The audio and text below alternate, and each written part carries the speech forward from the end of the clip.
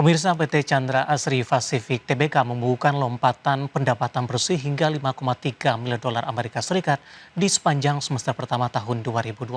Sementara pertumbuhan pendapatan sebesar 83,6% secara tahunan.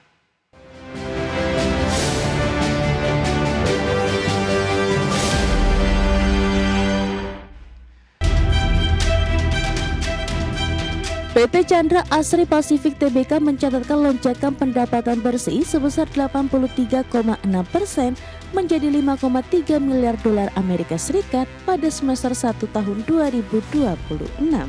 Capaian ini disokong oleh akuisisi strategis Aster Chemical and Energy serta jaringan SPBU ESO. Sementara itu laba bersih perseroan tercatat sebesar 371,2 juta dolar Amerika Serikat dan EBITDA mencapai 802,6 juta dolar Amerika Serikat. Penormalan laba bersih secara tahunan dipicu oleh tingginya basis keuntungan Bergen Purchase Gain pada periode semester 1 tahun lalu. Pada segmen energi, Persero melanjutkan transisi operasional jaringan SPBU ESO serta fasilitas cold storage unit di Pulau Bukom.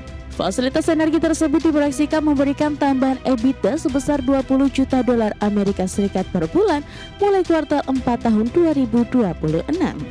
Sementara pada segmen kimia, pembangunan pabrik chlor-alkali ethylene dichloride telah mencapai progres 72% dan siap beroperasi pada tahun 2027. Persero juga menetapkan keputusan investasi final untuk proyek ekspansi ekspor C2 sebesar 80 juta dolar Amerika Serikat guna memperkuat pasokan regional. Pada segmen infrastruktur, anak usaha TPIA PT Chandra Daya Investasi Tbk memperluas kapabilitas logistik melalui kolaborasi strategis di Krakatau International Port. Pembangunan fasilitas tangki bitumen telah mencapai 75% didukung sandar perdana kapal armada. Selain itu, perseroan juga memperkuat struktur permodalan melalui penerbitan obligasi berkelanjutan 5 senilai 6 triliun rupiah yang mencatatkan oversubscription. Manajemen optimistis integrasi ekosistem energi kimia dan infrastruktur akan menciptakan nilai bisnis jangka panjang secara berkelanjutan. Berbagai sumber, IDEX Channel.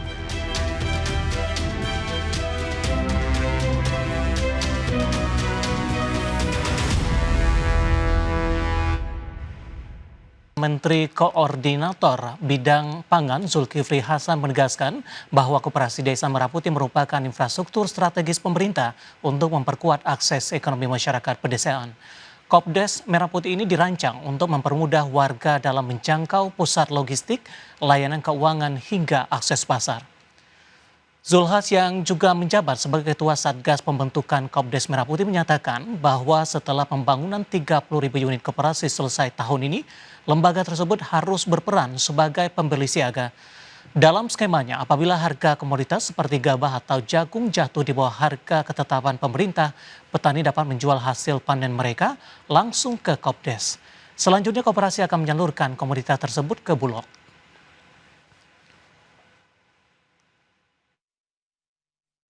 Saudara-saudara, sebagaimana selalu kami jelaskan bahwa koperasi ini bukan supermarket. Karena di benaknya teman-teman dulu itu koperasi itu supermarket.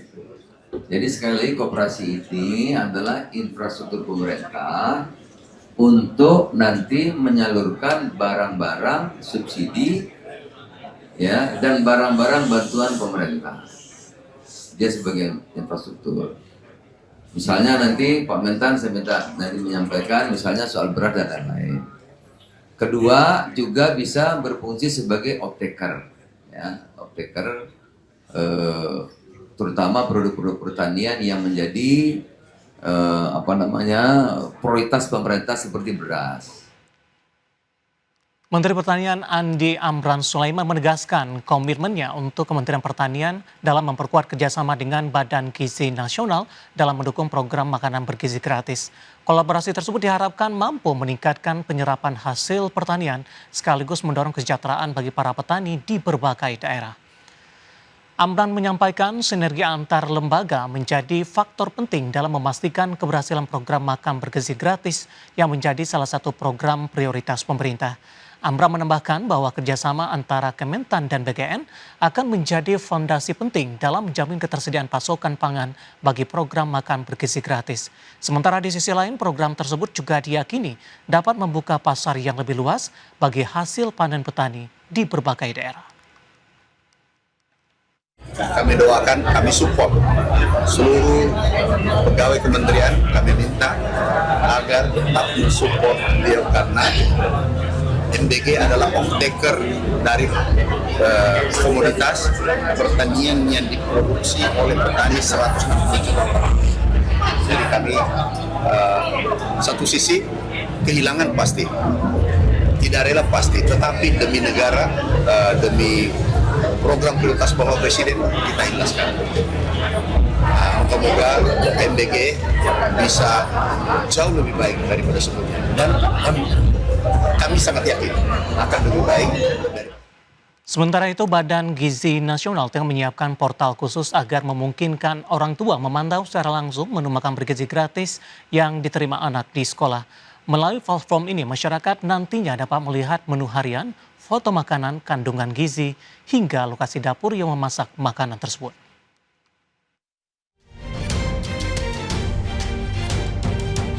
Badan Gizi Nasional tengah menyiapkan portal khusus agar memungkinkan orang tua memantau secara langsung menu makan bergizi gratis atau MBG yang diterima anak di sekolah.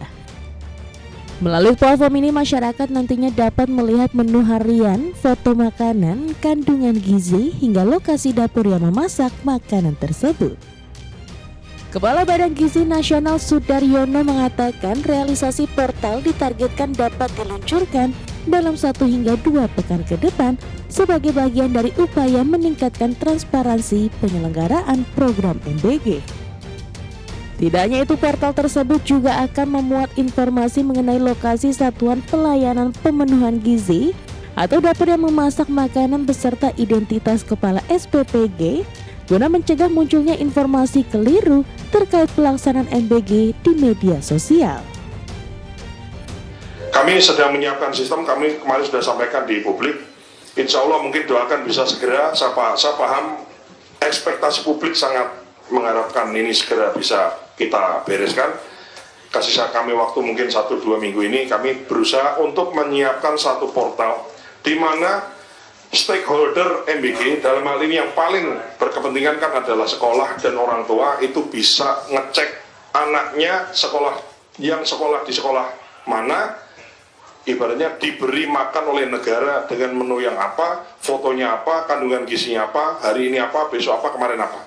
Itu kami siapkan itu untuk sebagai transparansi, termasuk alamat makanan itu dimasak di SPPG, alamatnya mana, kepala SPPG-nya siapa. Di sisi lain, BGN juga akan memperkuat pengawasan terhadap operasional dapur MBG melalui sistem digital. Sudaryono mengakui kualitas layanan sangat bergantung pada kepala SPPG yang memastikan kualitas bahan baku, proses memasak, hingga distribusi makanan kepada penerima manfaat. Dari Jakarta, Tim Liputan IDX Channel.